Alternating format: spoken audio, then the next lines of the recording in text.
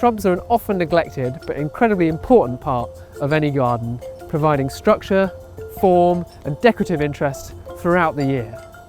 When it comes to using shrubs in the garden, like with so many things, it's getting the plant well established from the outset that is that vital first step.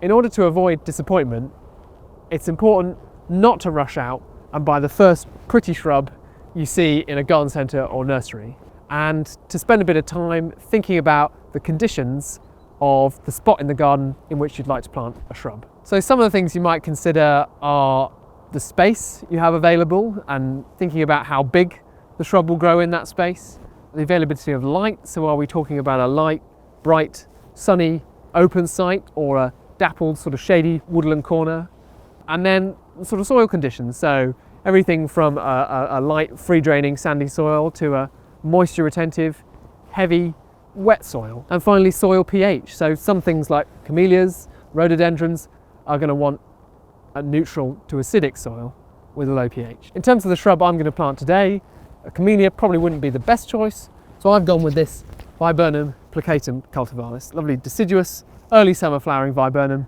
which will suit the site I've got in mind. This is the spot where we're going to plant our viburnum. We've gone for a spot, open, sunny site with a good moisture retentive soil with some drainage, because viburnums don't like to sit too wet.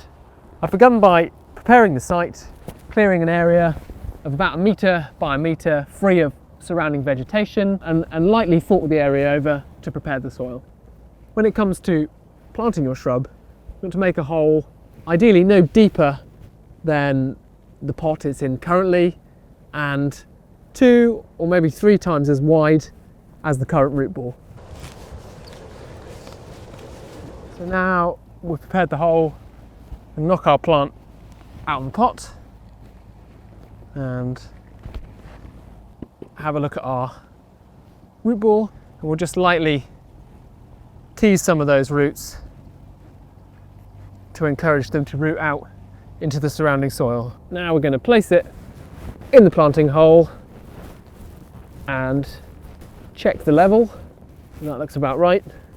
And now we're going to backfill around it using some of the soil we excavated from the hole.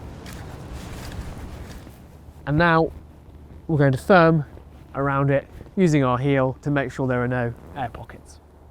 Once it's planted and firmed in, it's important to make sure that the roots that were at the surface of the compost in the pot are now at surface level of the soil. If the soil was at all dry at this point, we'd obviously give our new plant water, and we'll follow up with a thick layer of organic matter as a mulch around the plant to lock in that moisture and suppress weeds. When mulching, it's important not to bury the main stem of the tree or shrub, so leave a couple of centimetres around it clear of mulch. Autumn is the ideal time to plant a shrub, when the soil's moist, still with some of that residual warmth from the summer, so it can quickly put down roots, and as a result is better established going into its first summer of growing. Hopefully this has shown that planting a shrub isn't complicated, and so long as you've done your homework and chosen the right plant for that particular spot, it should prove to be a very rewarding,